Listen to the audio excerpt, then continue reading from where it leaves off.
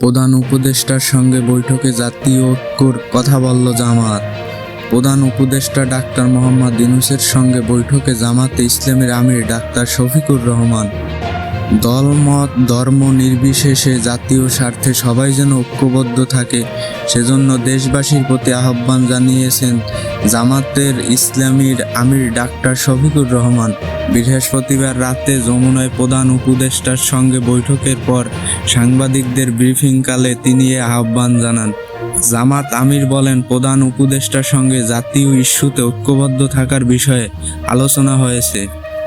সম্প্রতি যেসব বিষয়ে জনমানুষের মনে উদ্বেগ সৃষ্টি করেছে সেসব নিয়ে আলোচনা হয়েছে। কিভাবে ঐক্যবদ্ধ হয়ে সমস্যার সমাধান করা যায় সে বিষয়ে বিস্তর আলোচনা হয়েছে।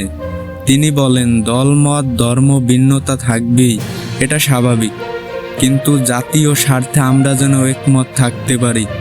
শুধু ইস্কান নয়, জাতীয় স্বার্থের বিরুদ্ধে যারাই যাবে তাদের বিরুদ্ধে পদক্ষেপ নিতে হবে।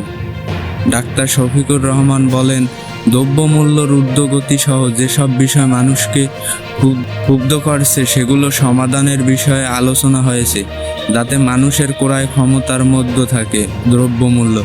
এছাড়া সামনের রমজান, সে সময় যেন কেউ কৃত্রিম সংকট তৈরি করতে না পারে সে বিষয়ে আলোচনা হয়েছে। নির্বাচনের বিষয়ে সাংবাদিকদের প্রশ্নের জবাবে জামাত আমির বলেন, ন্যূনতম সংস্কার দ্রুত করে নির্বাচন দেওয়া উচিত। আমরা 40-এর অধিক সংস্কারের প্রস্তাবনা দিয়েছি, তবে অন্তর্বর্তী সরকারকে 10টি বিষয়ে সংস্কারের প্রস্তাব দিয়েছি।